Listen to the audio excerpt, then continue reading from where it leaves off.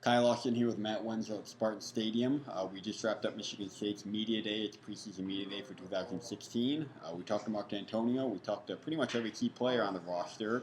We'll start with what Mark D'Antonio said. He said a lot about the defense. I think he thinks that this defense can be better than last year. You look at all the different injuries that they had. They've got 31 guys, offense and defense, that have started last year. So you talk about all the secondary guys, all the linebackers they lost last year. That forced other guys into key roles. I think they feel good at this point about where they're experiencing. And I know we talked to one guy, Viante Copeland, who's one of those guys that's coming back that they're expecting a lot of. Yeah, he started his first 2 games last year as a redshirt freshman. He started at Western, had a key interception late, and then he started the Oregon game, and then he fractured a vertebrae in the Oregon game, which ended the season. But he actually said he had a neck injury, a similar neck injury in high school, but he wasn't specific to it, but just said it was another neck injury. So the second one he's had, but he said he's not afraid of contact. He said he's been going hard ever since he's been healthy, so he certainly seems to be a factor headed into the secondary for the season. Well, probably the biggest name on that defense would be Malik McDowell, defensive tackle, preseason All-American, obviously the most heralded guy that they're bringing in. And he had probably the most interesting comment of the day.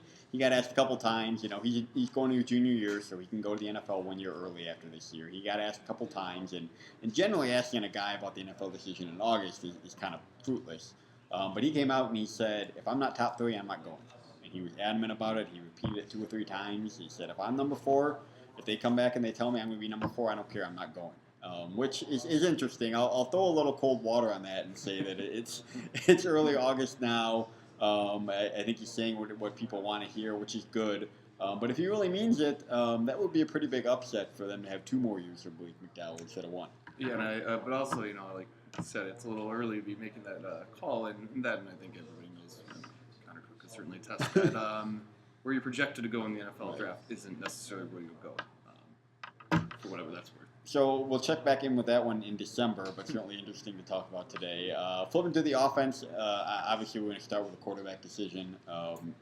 Mark D'Antonio called Tyler O'Connor our headline guy. He's certainly not backing down at all. They've not had 3 practices. They've really only been in shoulder pads once, so you don't expect a whole lot to change, but he's certainly doubling down, and every indication still seems to be that this is Tyler O'Connor's race to lose. And he's got a lot of confidence. It's his senior year. He talked today about feeling like he's got nothing to lose, and that he can go all out this year. He's been waiting.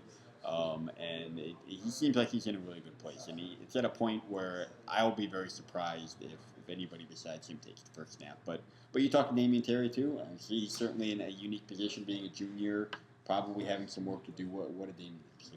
Well, he was very positive, and he understands the spot he's in. I mean, Mark D'Antonio said that, but he named who his leader was for the quarterback, and it's not Terry. So he knows where he's at. He was very positive about where he's at in the roster, what he needs to do to improve, and potential role he could play on the team in the future, whether it's this year or next year. If he has to wait his turn to his 5th year, he said that was what he would do. So, I do find it interesting that all these guys are stuck around. I think most places you have a 3-year starter like Connor Cook. Some of the guys that you're a 2 behind him are going to transfer. You see so many quarterback transfers because they see the writing on the wall. They don't want to wait around. And I think it's unique that Michigan State has 2 guys, 1 year, 2 years behind Connor Cook, that did stay around and were willing to do that. And I think they're being rewarded right now because they don't have guys that have started, but they've got guys that have been in the program for a long time. They're not looking. Brian Lewerke has some potential, but I don't think they're not looking to do a freshman to start. They're not looking to do a transfer to come in that's building a whole new system. They've got guys that have done that. So, yeah, it's going to be a transition. Yeah, it's going to be a drop-off from Connor Cook, but no matter what, they're coming in with a guy that's got some experience in the program that knows the playbook. So I think they feel good about that. And that'll about do it for us today. Check with MLive.com/Spartans for all your coverage. For Matt Wenzel, I'm Kyle Austin. Have a good night.